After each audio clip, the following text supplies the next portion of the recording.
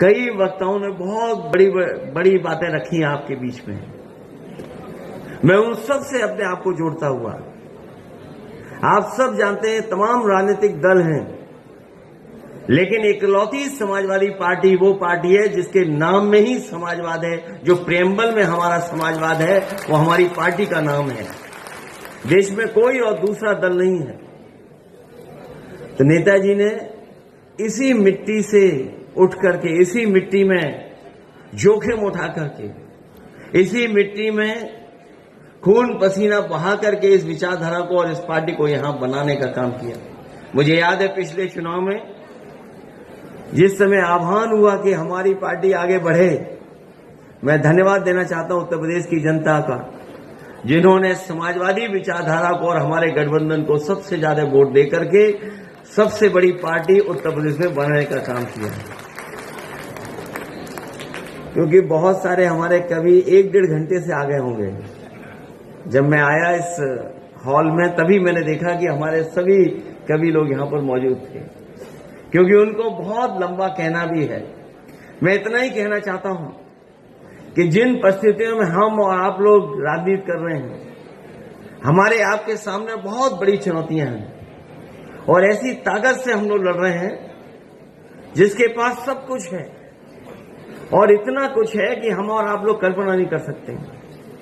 वो अपनी बात को सही साबित करने के लिए उन्हें अगर कुछ भी किसी का भी सहयोग लेना पड़ेगा तो वो लेने का काम करते हैं। अभी हाल ही में आपने घटना देखी होगी जिस समय लोकसभा में बाबा साहब भीमराव अम्बेडकर जी के सम्मान में सभी दल के लोग एक हो गए और सत्ता में जो दल है उनके होम मिनिस्टर से माफी मांगना चाहते थे कि माफी मांग लें। आपने वो देखा होगा टीवी पर भी कि घटना को कैसे बदला उन्होंने।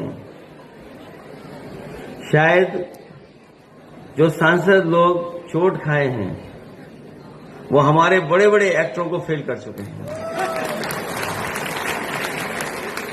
जो हमारे फर्रुखाबाद वाले सांसद हैं वो सर्टिफिकेट वाले सांसद हैं। वो वोट वाले सांसद नहीं है, जीते नहीं है, वो सर्टिफिकेट दिया गया है।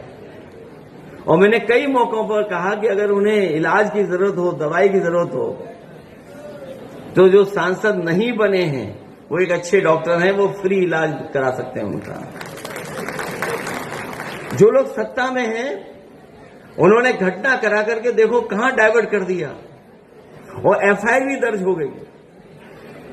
और केवल इसलिए क्या, क्योंकि उनके पास तमाम लोगों का साथ है। हमारे मीडिया के साथी भी कभी कभी सच इसलिए दिखाते हैं कि सोशल मीडिया है उनके आसपास, कि अगर ये नहीं दिखाएंगे तो सोशल मीडिया में वो बात चली जाएगी।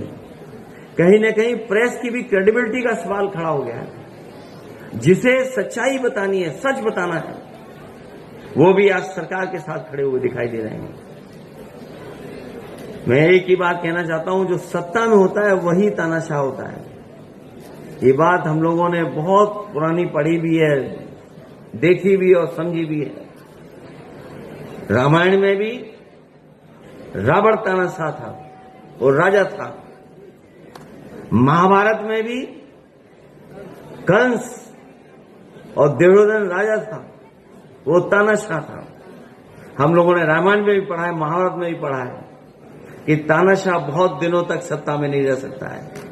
अंततः तानाशाह को जाना ही पड़ता है। जो तानाशाह सरकार में आज बैठे हैं, हो सकता है उन्हें लगता हो कि सरकार उनकी चलती रहेगी, लेकिन जनता भी देख रही है और समझ रही है। अभी तो लोकसभा में हिसाब किताब किया है, अभी जब विधानसभा का चुनाव आएगा तो न जाने कौन सा परिणाम आएगा, उनका पता ही नहीं लगेगा। इसलिए मैं आप सबका धन्यवाद देता हूं, क्योंकि कवि लोग बैठे हैं। आशा है ये कार्यक्रम आपको पसंद आया होगा।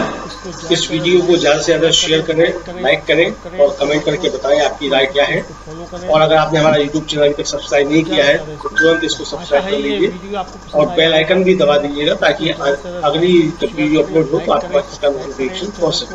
और अगर आपने हमारा फेसबुक पेज फॉलो नहीं किया है, फेसबुक पेज को भी फॉलो करें। धन्यवाद।